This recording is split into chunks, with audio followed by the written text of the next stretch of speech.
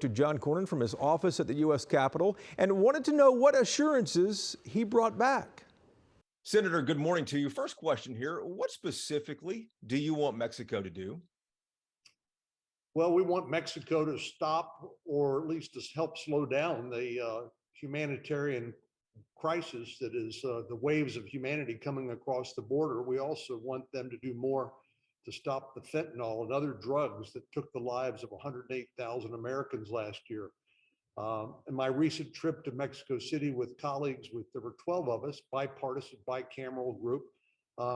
We heard from President Lopez Obrador that he wants the United States to respect Mexico's sovereignty, but we did our best to remind him that sovereignty is a two-way street. There's clearly they could do more, arrest more of the drug kingpins, let us extradite them to the United States for trial in prison. That's along the lines of what we discussed when we were there. Any agreement from Mexico on that? No agreement, no agreement. Just we really went, Jason, to sort of see for ourselves what the opportunities might be.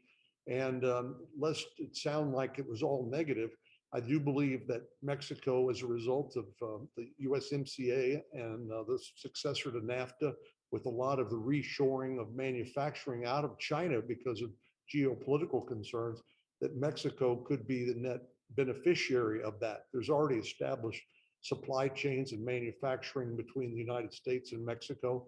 And this is a historic opportunity for them.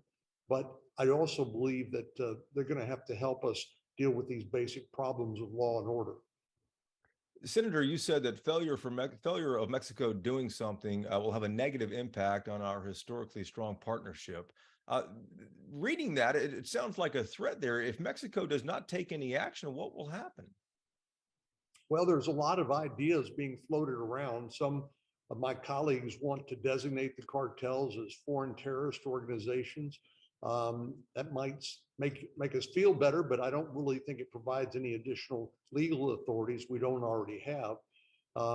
And we do want them to stop the precursors, these chemical precursors that are coming from China to Mexico, where they're being manufactured into these fentanyl-laced pills that are killing our children across Texas and across the country.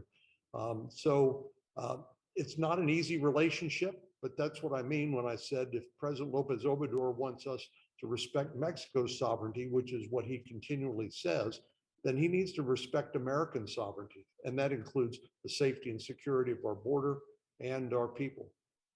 This is obviously delicate, as you mentioned. Their economies are interconnected. Texas and Mexico, we're the biggest trading partners between each other. Businesses obviously rely on that trade here in Texas and the labor that comes from south of the border. How do you balance that, Senator, when you go down there to have these 4-hour meetings? Well, nowhere else in the world would I think that 12 members of Congress could go and get 4 hours with the chief executive of a country and his cabinet. So they were very generous with their time. But again, I'm not sure how much progress we made other than just an exchange of views. But you're right, our economies are intertwined, and it's important because the better that Mexico does, the better we do, the more jobs created in the United States. I told President Lopez Obrador, I said, respectfully, Mr. President, we're like an old married couple. We can't get divorced. We have to make the marriage work because we have this common border, and we can't walk away from on either side. We have to work through these problems, and certainly there are huge problems confronting us. Senator, thank you for the time this morning. Thanks, Jason.